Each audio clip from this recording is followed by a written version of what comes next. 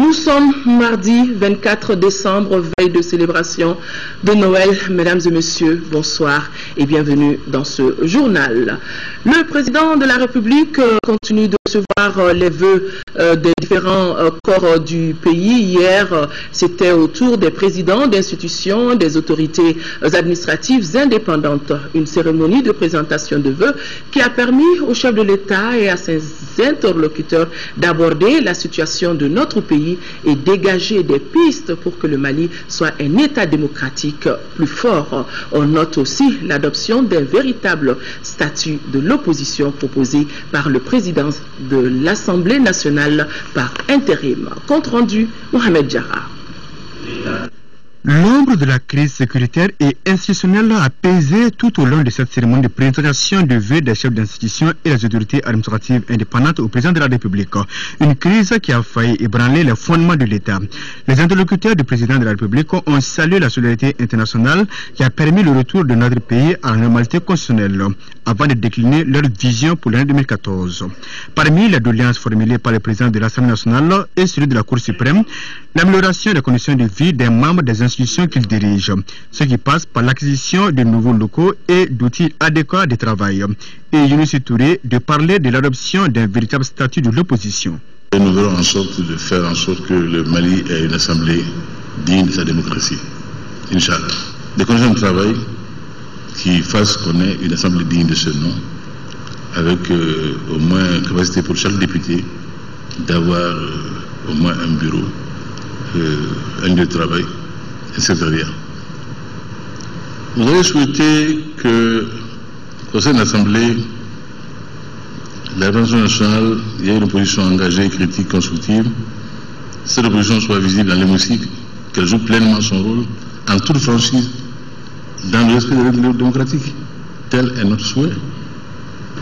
Le contradictoire à la contradiction. Une bonne distribution de la justice, c'est le souhait du président de la Cour suprême, tout comme le vérificateur général. Un souhait partagé par le président du Conseil supérieur de la magistrature, ce qui passe inéluctablement par la mise en place d'une administration forte pour répondre aux attentes des usagers de l'administration, dira Baba Akib Aïdara. La délinquance sous toutes les formes, les violations des règles et des normes menacent dangereusement la paix sociale, nos familles, nos quartiers, nos cités, la nation entière. Pour ma part, la garantie de l'indépendance de la justice, dont j'ai une mission régalienne, sera strictement observée. J'invite donc la famille judiciaire à rendre la justice, à la servir en toute responsabilité au strict égard de la sacro-sainte formule de la lex, c'est lex. Je ne puis imaginer un État digne de ce nom, respectable, sans le droit. Le président de la Cour constitutionnelle s'est félicité de la bonne organisation des élections présidentielles et législatives.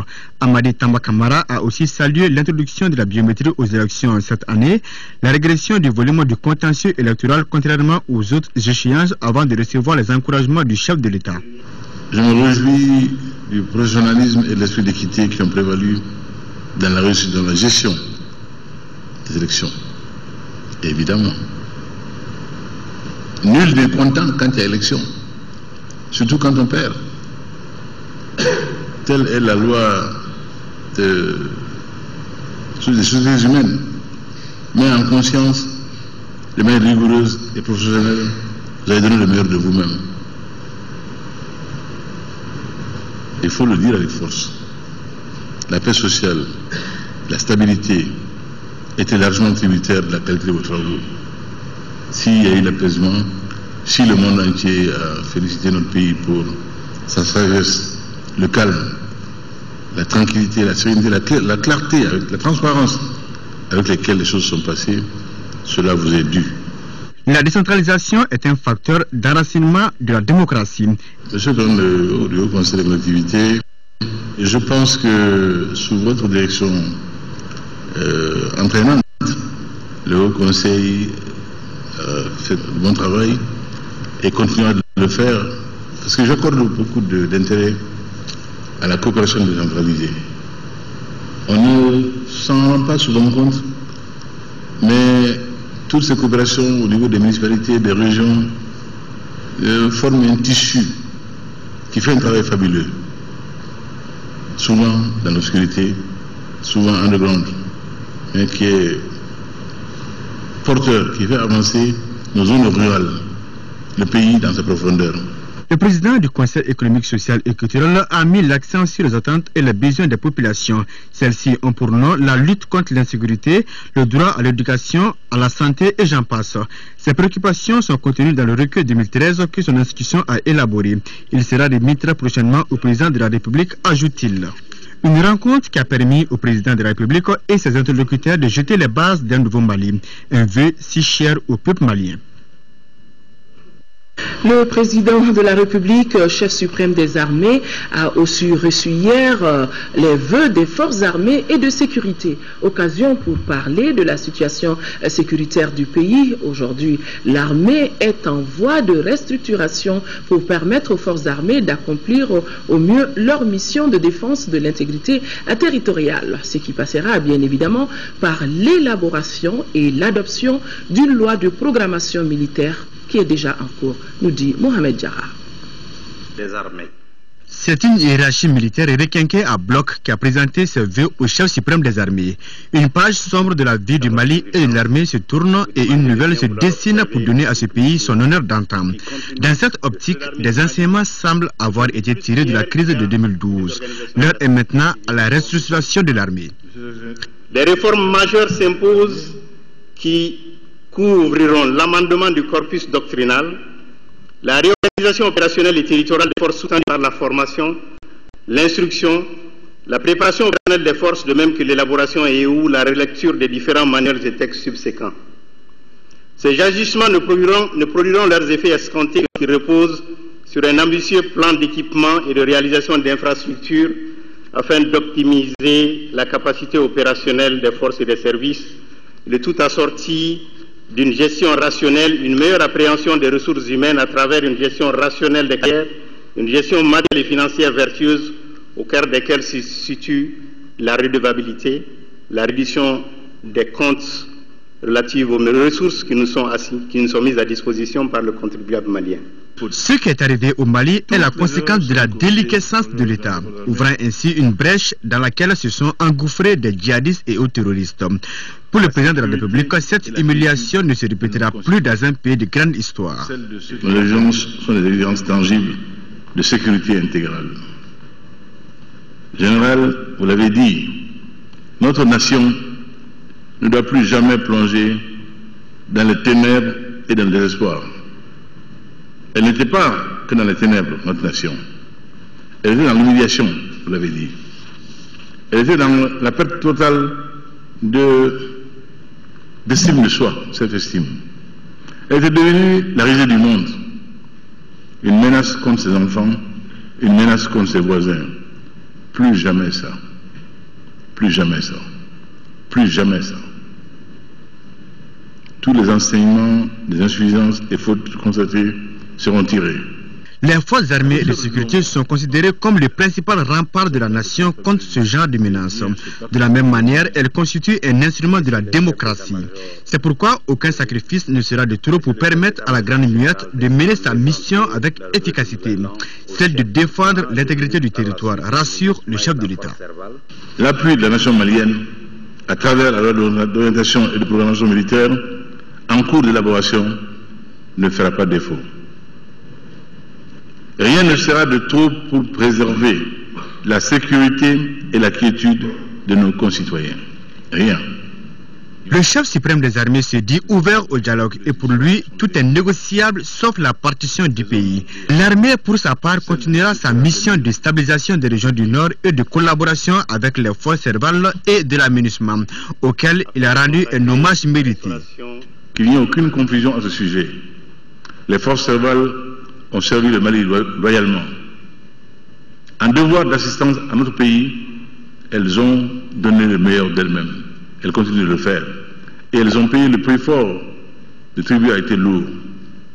Et je vous appelle à la plus grande fraternité avec les troupes françaises. Serval est là pour nous aider. Serval est là pour nous accompagner. Serval a payé le prix fort pour cela. Nous, Maliens, ne l'oublions jamais. Notre souveraineté, notre dignité, nous saurons toujours les défendre. C'est pas là qu'elles peuvent être en danger. Il y a eu des manœuvres, il y a eu des malices autour de nous. Nous les savons et nous les avons dénoncés. Et nous le ferons chaque fois que de besoin. Et je vous appelle à la plus grande fraternité avec les troupes françaises. Les victimes de Aguelhok n'ont pas été oubliées, ainsi que ceux tombés sur le char de l'honneur. Et le président de la République a de conclure cette cérémonie solennelle en ces termes. Mon général, chers officiers, je vous renvoie à vos devoirs.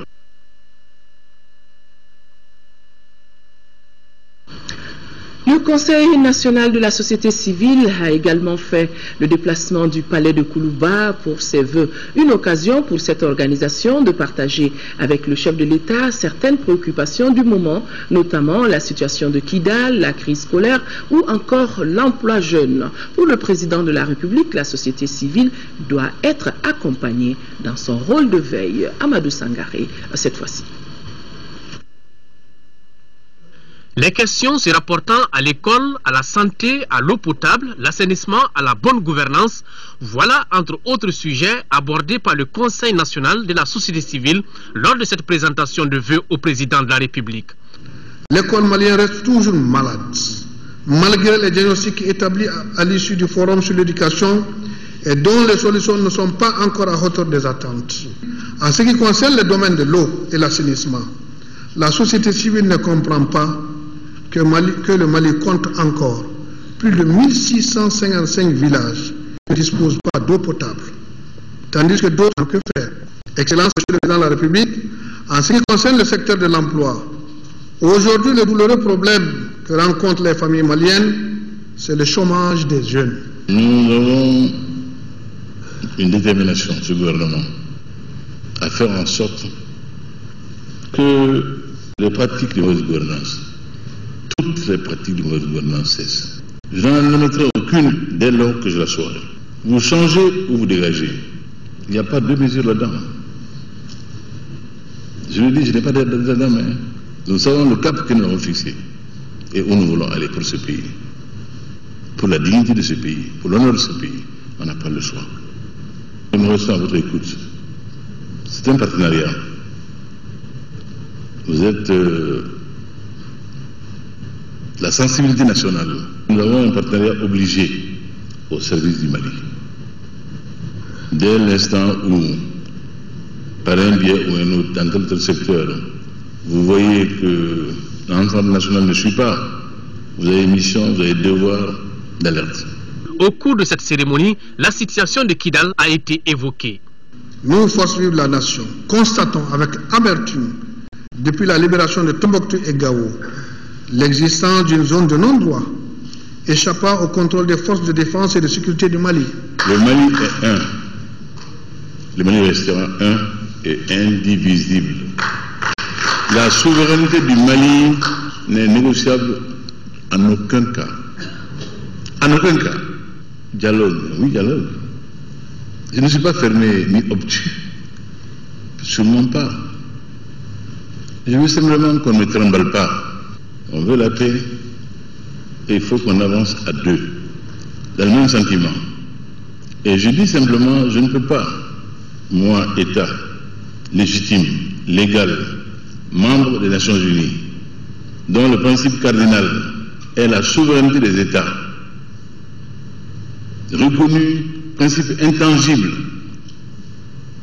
que sur mon territoire national, un groupe armé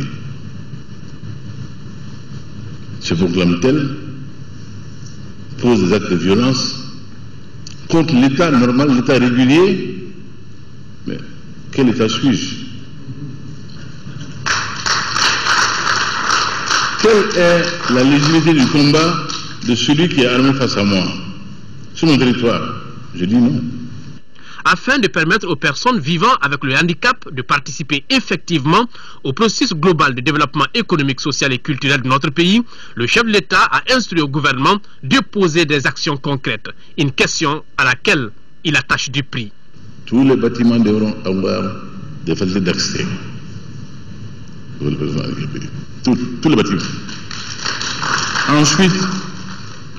Ensuite, l'emploi. Et les départements ministériels seront évalués en conséquence. Pas seulement pour leur performance technique à leur vocation, mais la capacité également de sensibilité sociale. La sensibilité sociale des membres du gouvernement, quel soit le département en question. Et je mesurerai ça avec le chef du gouvernement en termes d'accueil fait aux personnes handicapées. Auparavant, le président de la République a tenu à livrer à l'assistance une information capitale pour le Mali. Assurément, Allah subhanahu wa ta'ala est à l'œuvre. À mon avis, ce matin, j'entends le président Obama a signé l'acte de retour du Mali par une nation privilégiée dans les échanges avec les États-Unis. C'est un bonheur. Seul Allah subhanahu wa ta'ala peut faire ce genre de bonheur. Et ce peuple le mérite. Qui revient brillamment comme il lui sied dans le Conseil des Nations, pas de manière mièvre, mais goûtée, en rasant le mur, la tête haute, toute dignité, comme cela se le sied au Mali. C'est un bonheur. Et vous êtes les premiers que je reçois, avant même mon gouvernement, après une si bonne nouvelle. C'est ainsi heureux. Je m'en félicite, j'en félicite le destin.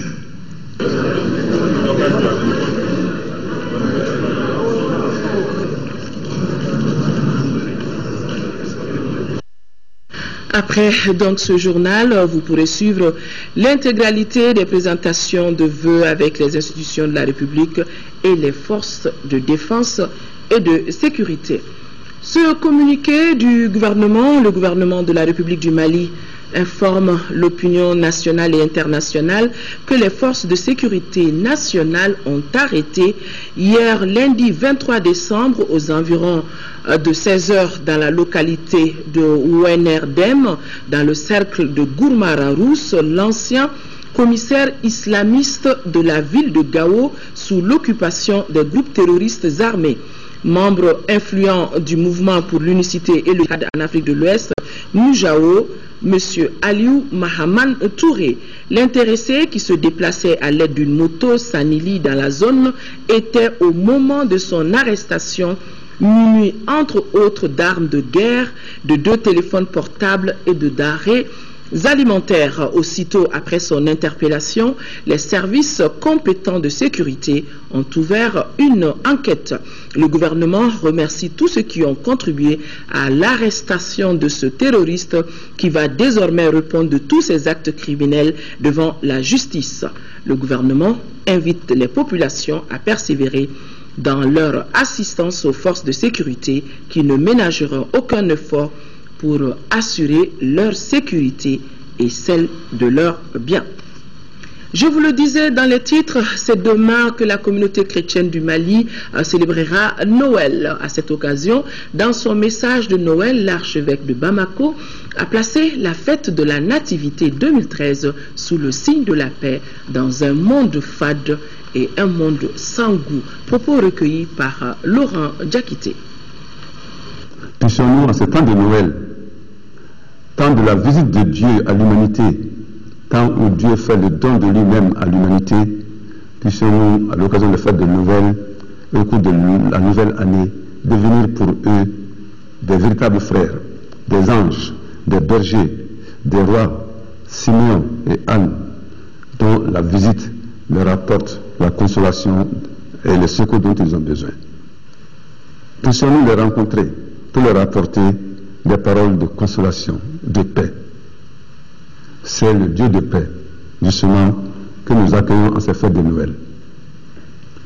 À cette occasion, et surtout à l'occasion de notre entrée dans la nouvelle année, compte tenu aussi du contexte spécifique dans lequel nous sommes, il nous faut prendre comme devise entrer dans la nouvelle année pour être artisans de paix dans le Mali d'aujourd'hui.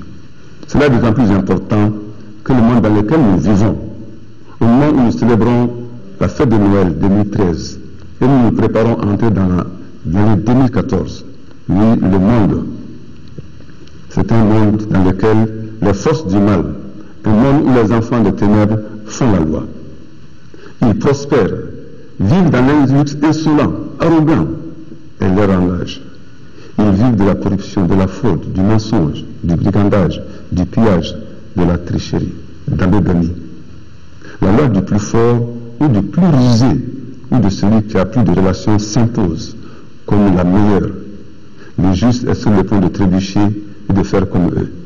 Le monde dans lequel nous vivons, au moment où nous célébrons les fêtes de Noël 2013, avant d'entrer dans l'année 2014, est de plus en plus fade, sans goût, sans saveur, dégoûté même pour les sans-logis qui dorment dans les coins des magasins, les déguerpis non recasés, ceux et celles qui cherchent leur emploi, ceux et celles qui ont perdu leur emploi, ceux qui risquent l'exode avec comme seule ressource leur force physique et leur audace.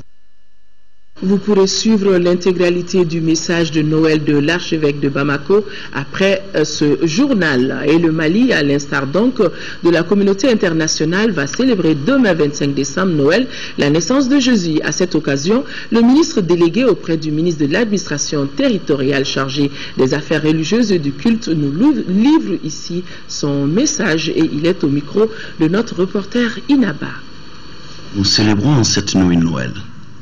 Les cloches retentiront pour rappeler la naissance du Fils de l'homme, manifestation de l'omnipotence du Seigneur des mondes. Les cloches retentiront pour aussi chanter la Mère Marie pour sa piété et son humilité.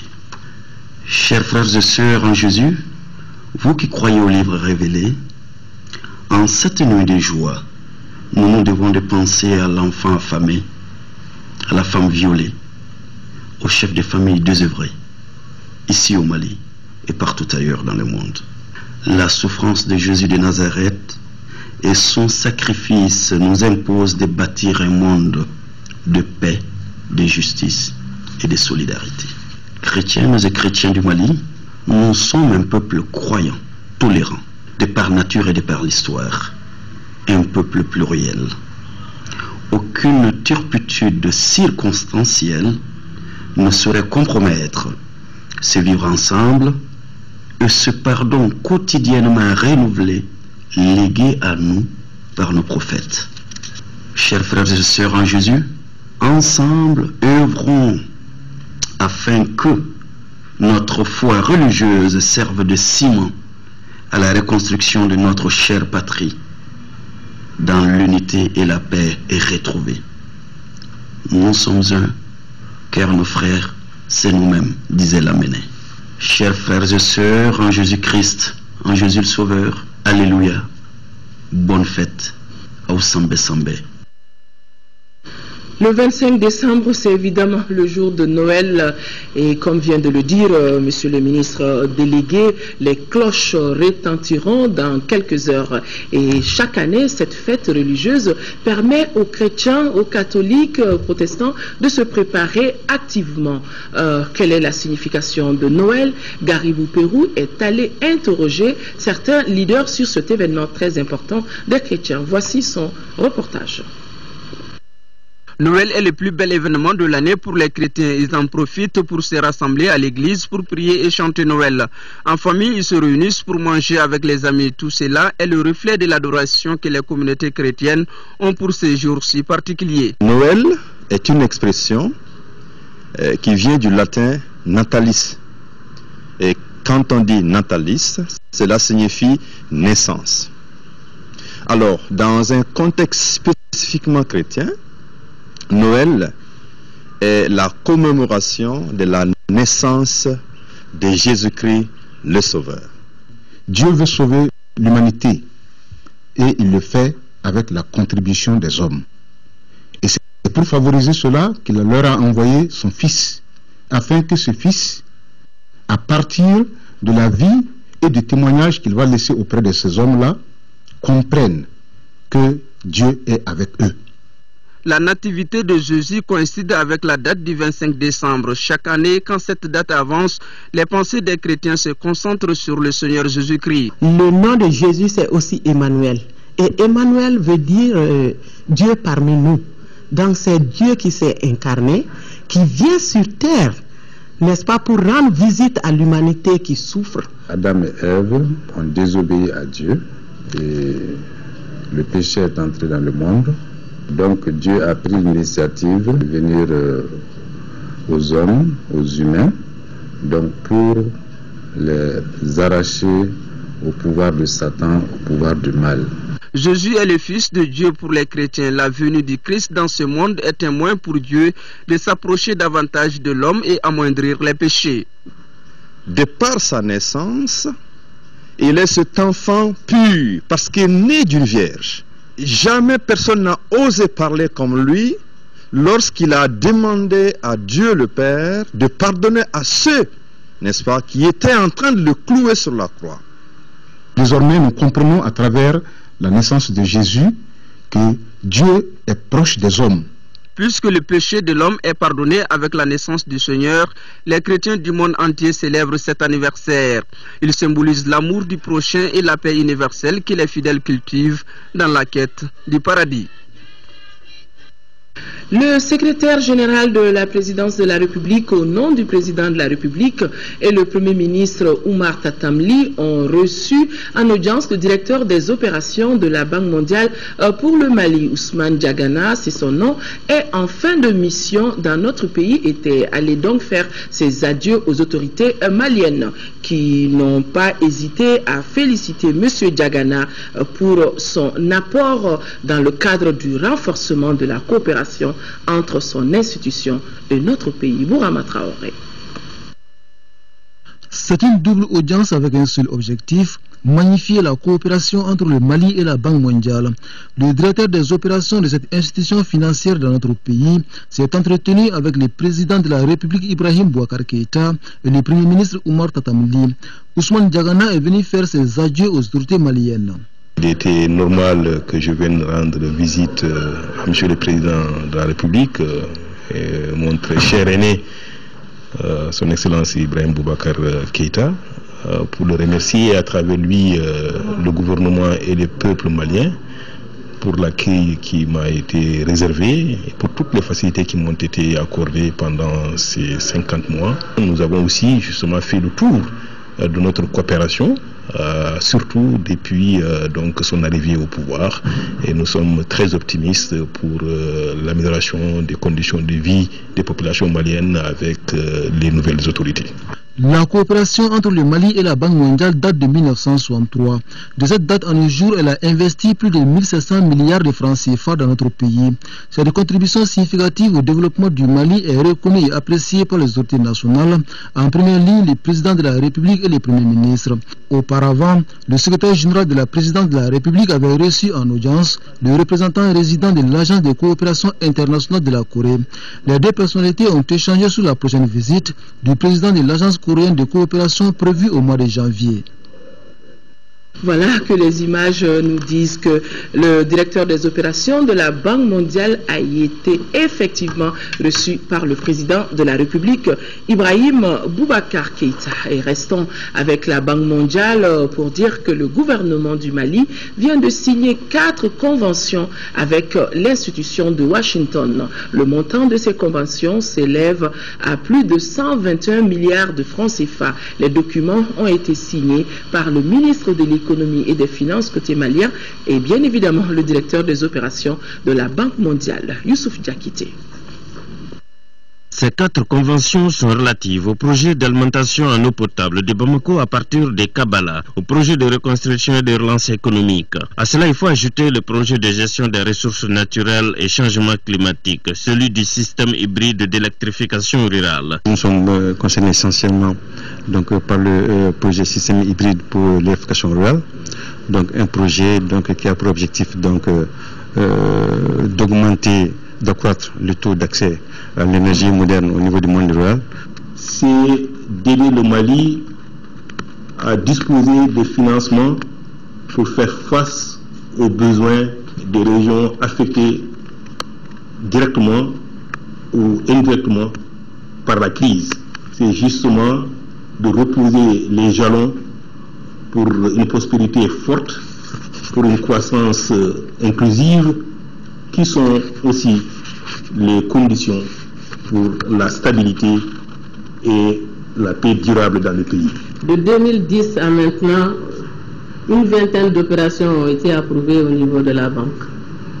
Nous souhaitons que chaque franc que nous allons débourser corresponde quelque part à une amélioration, à un mieux-être, à un mieux vivre pour un Malien dans une zone du Mali. Que nous sommes engagés, déterminés à faire de cet argent l'usage qu'il faut. Et l'usage pour lequel il nous a été donné, confié en fait. Je pense qu'on ne pouvait pas souhaiter mieux, plus de 200 millions de dollars. J'avoue que c'est pas rien. L'objectif recherché par le gouvernement et ses partenaires à travers ces 4 conventions est de ressouder rapidement les fractures de la crise sociopolitique, institutionnelle et sécuritaire. La bonne nouvelle, vous la connaissez, le président de la République l'a dévoilé avec beaucoup de fierté ce matin en recevant les vœux du Conseil national de la société civile. Et cette bonne nouvelle donc est le retour du Mali dans l'AGOA. L'AGOA, c'est la loi américaine sur la croissance et les possibilités économiques en Afrique. L'annonce a été faite par le président américain Barack Obama lui-même. Notre pays avait perdu ce statut en avril 2012 suite au coup d'État militaire. Cette décision des États-Unis, qui est motivée par le retour à l'ordre constitutionnel, a été vivement saluée par les autorités maliennes et les opérateurs économiques. Sidiki Dambélé. L'ambassadeur des États-Unis d'Amérique au Mali, Marie-Beth Léonard, ne cache pas sa satisfaction. Ce sont les efforts du Mali dans le rétablissement de la légitimité constitutionnelle qui lui valent cette réintégration au sein de l'AGOA. Le Mali est maintenant en mesure de rejoindre la famille des nations africaines développant des liens commerciaux avec les États-Unis. Et j'en suis très heureuse.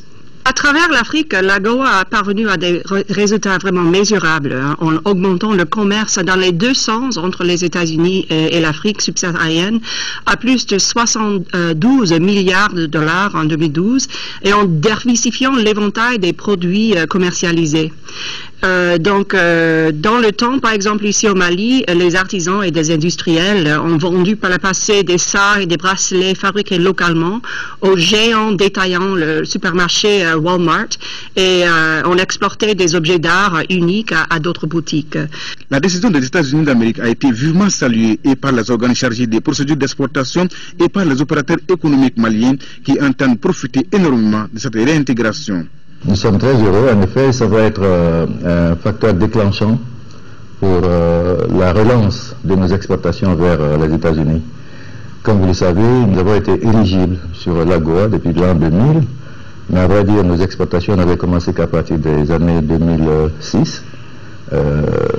Mais si l'on regarde de près, nous n'avons pas pu tirer autant que nous aurions pu tirer de ces opportunités.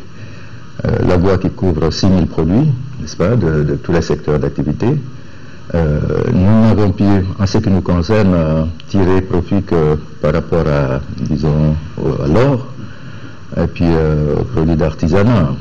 Mais les potentialités sont immenses, comme je le disais, que l'on peut également chercher à promouvoir du côté du secteur industriel également.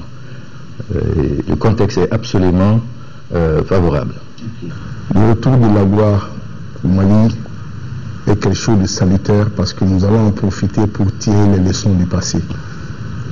Dès notre première éligibilité, avant celle-ci, le Mali n'en a pas tiré beaucoup.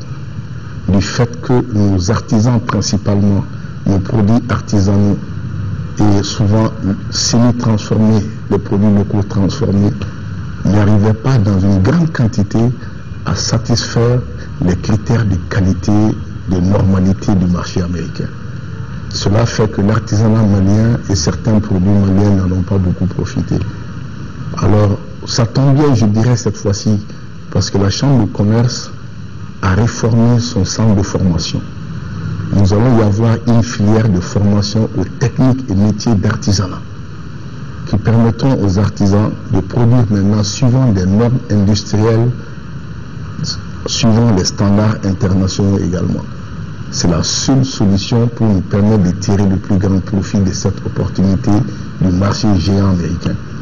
Avant la suspension du Mali en 2012, nos artisans et industriels avaient exporté des produits aux États-Unis à hauteur de 7 millions de dollars, soit 3,5 milliards de francs CFA.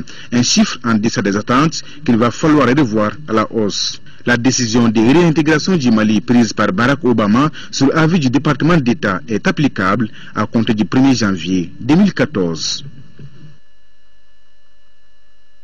Le ministère des Maliens de l'extérieur informe la population malienne que le gouvernement du Mali suit de très près la situation de nos compatriotes en République centrafricaine depuis le début de la crise politique et sécuritaire que traverse ce pays. L'ambassadeur du Mali en République centrafricaine avec résidence à Libreville est en contact quasi permanent avec les responsables de la communauté malienne à Bangui qui l'informent qu'il ne déplore à ce jour aucune perte en vie humaine. Néanmoins, compte tenu de la détérioration de la situation ces derniers jours, l'ambassadeur du Mali s'apprête à se rendre à Bangui par les voies et moyens appropriés afin d'évaluer sur place la situation et proposer au gouvernement une stratégie d'évacuation de nos ressortissants au cas où cette solution s'avérait indispensable. En conséquence, le ministère des Maliens de l'extérieur demande à la population malienne de garder son calme tout en l'assurant que le gouvernement ne manquera de prendre aucune disposition appropriée pour secourir nos compatriotes en détresse. Le président du Conseil économique et social a reçu le nouvel ambassadeur du Mali en Chine et le président du Club des Amis de la Chine. Il a été question de relations sino-maliennes. Youssouf Diakité. La première personnalité reçue par le président du Conseil économique, social et culturel, c'est bien le nouvel ambassadeur du Mali à Pékin. Avec lui, il a été surtout question des relations diplomatiques entre le Mali et la Chine. Je suis venu prendre conseil auprès du président de l'institution, précise-t-il, avant de prendre fonction. C'est aussi voir la vision du Conseil économique, social et culturel du Mali par rapport aux relations avec la Chine. Le Conseil étant un regroupement de toutes les couches du Mali, il y a de l'économie, il y a du social, il y a du culturel. Et la mission diplomatique actuelle étant agressive, ne s'occupe pas de diplomatie simple, mais s'occupe d'économie, s'occupe de construction sociale et culturelle du pays. Je ne pouvais pas contourner ce conseil. Avec le Club des Amis de la Chine, les échanges étaient focalisés sur le renforcement des relations économiques entre les deux pays. Nous sommes des jeunes, nous voulons évoluer dans des activités concernant les deux nations.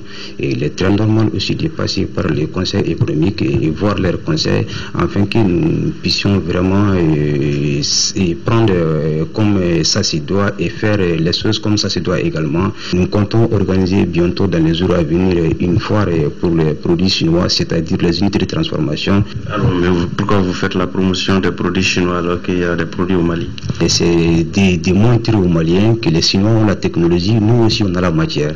Tous se disent disposés à apporter leur contribution au renforcement des relations entre le Mali et la Chine. Le ministère de l'Équipement et du Transport, en collaboration avec celui de l'Éducation nationale, a procédé au lancement de la formation de 500 enseignants à la sécurité routière. La cérémonie officielle de lancement a eu lieu au Centre international de conférence de Bamako. Compte rendu signé Lamine Keita. Généraliser l'enseignement du code de la route dans les établissements scolaires du Mali, c'est l'objectif de cette formation initiée par le ministère de l'Équipement et des Transports et ses partenaires. Elle permettra à terme de former 500 enseignants à la sécurité routière. C'est pourquoi le département des tutelles, en collaboration avec le ministère de l'Éducation nationale, a élaboré des documents qui serviront de support au renforcement des capacités des enseignants. Il s'agit d'un code de la route simplifié et d'un guide du formateur des élèves à la sécurité routière.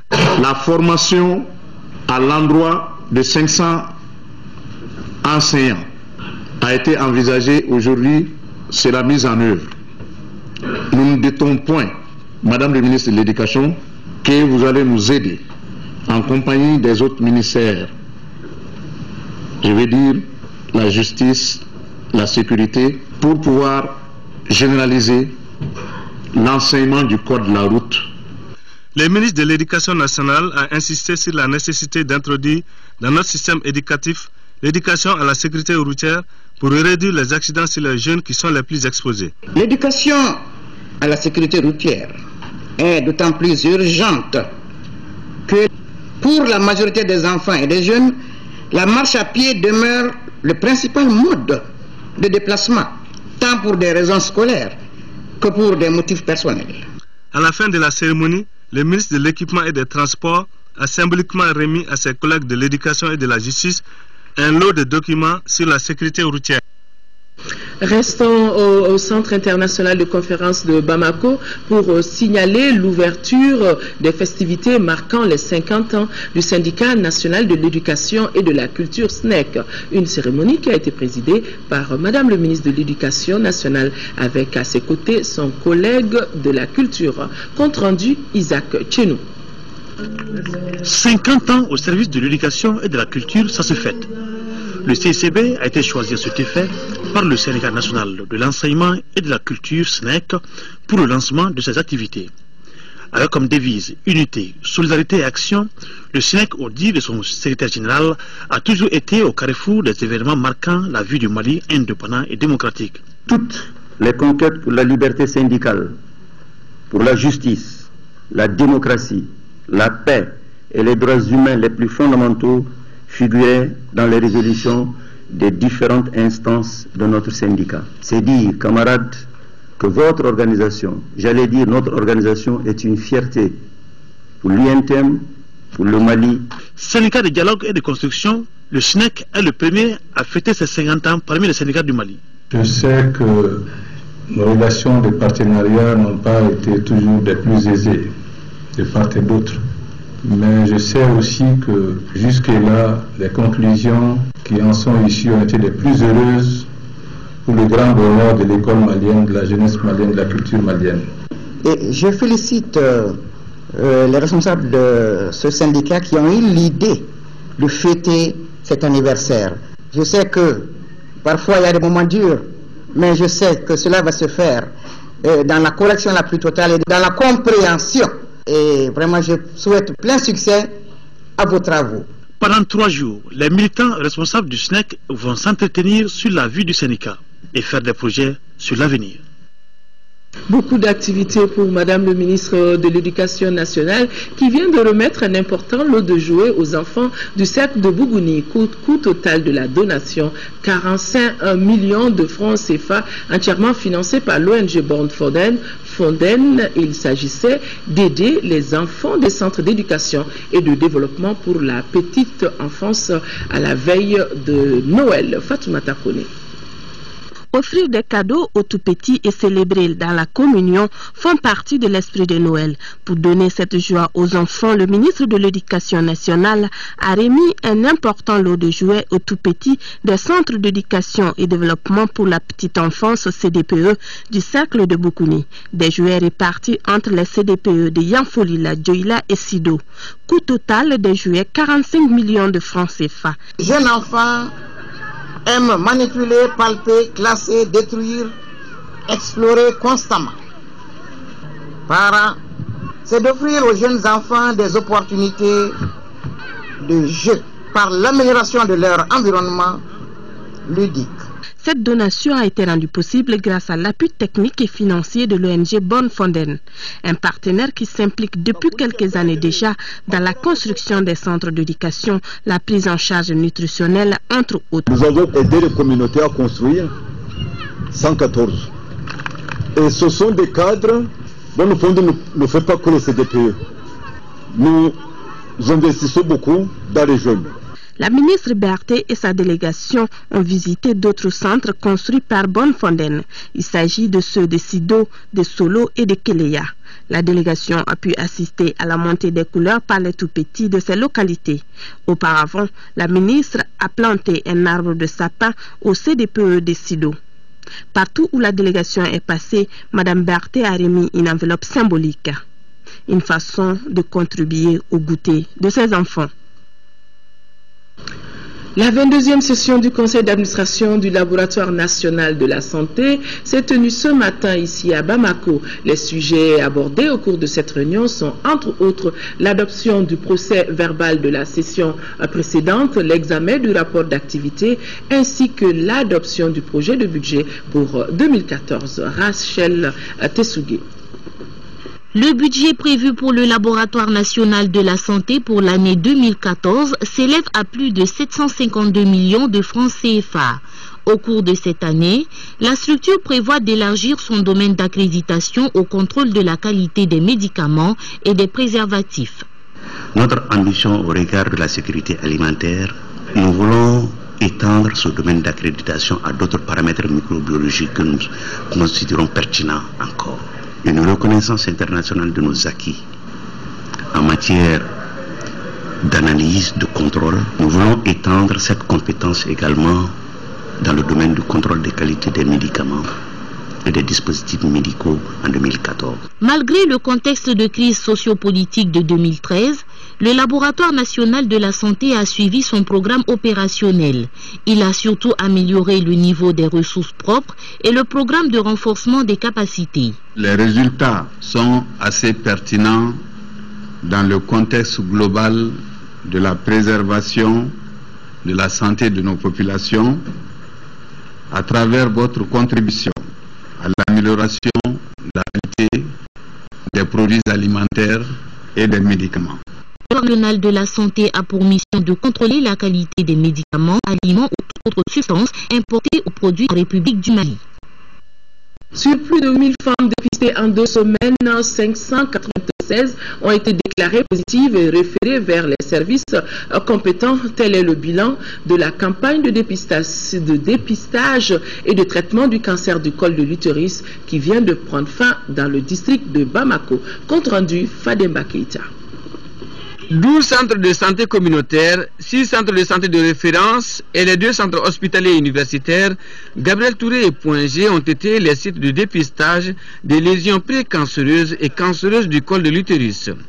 La campagne contribue à la prévention du cancer du col à travers le dépistage et le suivi médical des 596 femmes déclarées positives. Le dépistage et la prise en charge précoce de la maladie permettent de le traiter avec succès et de sauver ainsi des vies. PSI Mali, partenaire technique du ministère de la Santé, estime que le dépistage précoce sauve non seulement la vie, mais aussi permet aux femmes de se faire une idée de la maladie. 20 centres ont été choisis dans le district de Bamako. Premier critère, c'était d'abord être en train de pratiquer l'activité. Deuxième critère, lorsque le centre n'était pas en train de réaliser l'activité, et que le critère populationnel était là, c'est-à-dire le centre était bien fréquenté, il fallait faire en sorte que ce centre soit un site de dépistage. C'est avec enthousiasme que nous avons reçu la sollicitation de PSI Mali qui vise à dépister les femmes et renforcer la capacité des centres du district de Bamako. L'USAID, à travers PSI Mali, a remis des appareils de cryothérapie à ces centres de dépistage et de traitement du cancer du col de l'utérus. Ils ont coûté aux donateurs plus de 66 millions de francs CFA.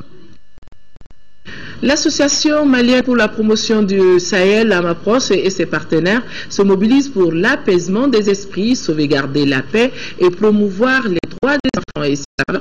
Il a organisé en partenariat avec l'ONG Diaconia à Nyono. Le Diaconia devrait permettre aux organisations de femmes et de jeunes, aux élus et autorités d'analyser les problèmes majeurs d'après-crise et proposer des solutions de renforcement des capacités des organisations partenaires. Ces solutions passent par la mise en place de stratégies mutuelles de pardon, la promotion des droits des enfants, la communication pour un changement de comportement. AMAPROS et Diaconia, en organisant ce forum, veulent simplement apporter leur modeste contribution à la construction de l'édifice, pour ne pas dire la reconstruction de la paix et promouvoir les droits de l'enfant, qui sont les priorités, sinon le cheval de bataille des plus hautes autorités du Mali. Les responsables de Nyono ont demandé une implication de chacun à son niveau pour que la reconstruction de la paix soit une réalité au Mali. Chacun d'entre nous doit se sentir interpellé par le tribunal de sa conscience pour faire preuve de responsabilité et de pardon en luttant contre la violence sous toutes ses formes, afin de promouvoir la paix sans laquelle paix, aucun développement durable ne peut se construire. L'AMAPROS, qui est parmi les premiers à apporter le soutien aux victimes du conflit à Nyono, continue son œuvre en faveur surtout de la promotion des droits des enfants. Pour cela, il a remis des matériels didactiques pour enseignants à 10 écoles du cercle de Nyono dans le cadre de l'accompagnement de l'école malienne. Des vivres et des kits scolaires pour la communauté d'Aguelok, de Tessalite et d'Anefis. Ce geste de la cellule civilo-militaire du PC Maliba basée à Gao vise à aider ces zones à faire face aux difficultés du moment. L'initiative a été appréciée par les bénéficiaires dont le seul but est la recherche de la paix et la réconciliation. Boubacar Bablé Touré. C'est dans le souci de rapprocher l'armée malienne à sa population que le PC Maliba à Gao, à travers sa cellule chargée des actions civilo-militaires, vient de faire don dans 3 localités de Kidal. Il s'agit des écoles fondamentales de Tessalite, d'Aguelhok et d'Anefif. Le don est composé de kits scolaires, des cartons de lait, des biscuits, entre autres. Il faut que la population sache que l'armée malienne est là pour elle. Tout ce qui concerne votre sécurité, en passant par votre personne même, et tout ce qui concerne vos biens seront, Inch'Allah, sécurisés par les forces armées. Les responsables des structures scolaires de ces 3 localités se sont réjouis de cette action de l'armée envers sa population. Une action qui va sans doute renforcer 2 ans. Et pour que la personne comprenne bien que non, c'est bien pour la CL. Après la zone de Kidal, la prochaine étape de mission concernera les localités de Tombouctou. Nous revenons sur l'arrestation de Aliou Mahamar Touré, ex-commissaire du Moujao à Gao, pour vous parler des circonstances de son interpellation sous la direction du lieutenant El Mahadi Ag Alassane, commandant de Gossi. Son témoignage s'est suivi par celui du colonel Abdrahman Babi de l'opération Maïba.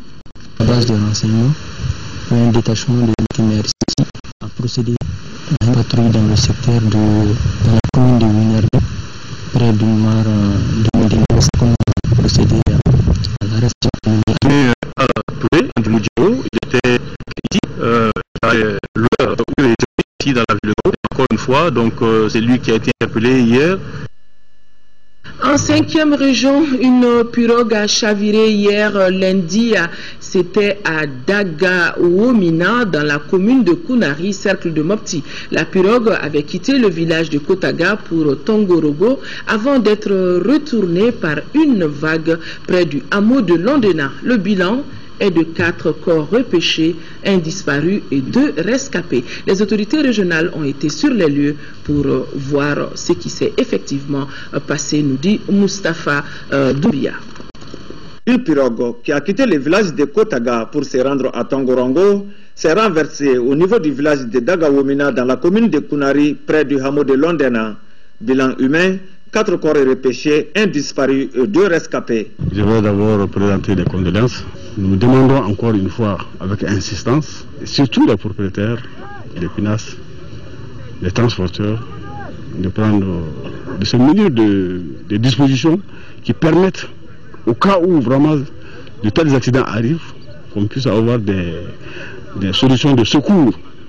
C'est pourquoi nous avions exigé, demandé et réglementé même qu'au bord de chaque PINAS, qui ait quand même du matériel de secours. Selon des sources proches du lieu du chavirement, il serait dû à une forte vague. D'après ces mêmes sources, les 7 passagers se rendaient à Tongorongo pour présenter des condoléances. Les 4 corps et les disparus étaient âgés de 55 à 70 ans. Les 2 rescapés sont des enfants de 12 et 15 ans qui conduisaient la pirogue. Fin le week-end dernier à Séléngué, des travaux des assises sur la pêche et l'aquaculture 3 jours durant. Les acteurs de ce sous-secteur ont fait son diagnostic pour afin de jeter les nouvelles bases de la profession, lesquelles bases vont lui permettre d'être plus performante. Envoyé spéciaux Mamourou Sidibé, Aboubakar Traoré. Les 3 jours de travaux à Séléngué ont permis aux acteurs de la filière poisson de converger vers une vision commune assortie d'une feuille de route objective et ambitieuse. Aujourd'hui, on peut se réjouir avec la nouvelle vision du département. Une vision qui a axé sur vraiment les acropoles, c'est-à-dire un développement intégré. Donc la pêche et la pisciculture constituent aujourd'hui des éléments important pour le développement global de l'agriculture au Mali. Après ces 3 jours d'assises, j'espère sur une bonne nouvelle marche de la pêche et de la pisciculture. En ce sens que les recommandations que nous avons pu mettre sur papier, si nous avons pu les respecter correctement, je crois que ça va un peu changer la donne. Ces résultats est le fruit d'un débat franc engagé autour de la problématique de la coexistence des exploitants de sable et des pêcheurs, des tracasseries routières au niveau des importateurs et exportateurs, la problématique de l'élaboration et l'application des conventions locales de pêche, l'implication de l'interprofession dans la gestion des infrastructures, en particulier le marché central aux poissons de Bamako, pour ne citer que cela. L'atelier a formulé les recommandations suivantes. La relecture du personnel adéquat et conformément au cadre organique de la DNP pour assurer un appui conseil conséquent. La dotation de la DNP en ressources financières et matérielles pour assurer la mission d'appui conseil. La relecture de l'ALT portant nomination des membres de la commission au niveau de la pêche sur le fonctionnement de la dite commission. Ces recommandations permettront au gouvernement de mieux orienter ses interventions pour le sous-secteur de la pêche et de l'aquaculture au Mali. Remise de matériel au siège de la Fédération malienne de football. Le sponsor officiel de la FEMAFoot a offert des équipements sportifs aux 16 clubs de Ligue 1. La cérémonie était pleine de sens. Siragatou Sissé. Du sourire sur les lèvres des 16 clubs de Ligue 1 au siège de la Fédération malienne de football. Pour la 4e année consécutive, le sponsor officiel accompagne l'organisation matérielle d'avant-saison. Cette cérémonie de remise d'équipements sportifs de la part du sponsor scelle le partenariat avec la fédération. D'une valeur de 27 millions de francs CFA, le matériel est composé de 2 tuniques de maillots, des bas et des ballons. Cette donation enlève certainement une épine du pied des bénéficiaires et de la Fédération malienne de football. La nouvelle équipe qui préside aux destinées du football malien aujourd'hui affiche une ambition claire de reconstruire la notoriété et effectuer le renouveau du football malien. Pour atteindre cet objectif, le comité exécutif compte sur le partenariat fécond avec Orange Mali, qui se traduit par la mise en œuvre de plusieurs programmes, sources de développement du sport en général et du football en particulier. En habillant les 16 clubs de Ligue 1, le sponsor perpétue une vieille tradition. On a le souci de l'image et en plus on a le souci des conditions d'évolution de nos clubs. Les équipements sont très importants et c'est surtout un vecteur de motivation pour les jeunes qui pratiquent le football. Après ces clubs de Ligue 1, les 4 ambassadeurs maliens engagés en compétition africaine, à savoir le Stade malien de Bamako et l'ASR en Ligue des Champions, le Djoliba AC et le COB en Coupe de la Confédération, seront à leur tour équipés dans les jours à venir par le sponsor officiel afin de hisser le drapeau national au firmament. Voilà, mesdames et messieurs, c'est donc tout pour ce journal. Merci de l'avoir suivi. Demain, 13h, Aïssata Ibrahima Meiga d'Aïssisoko prendra le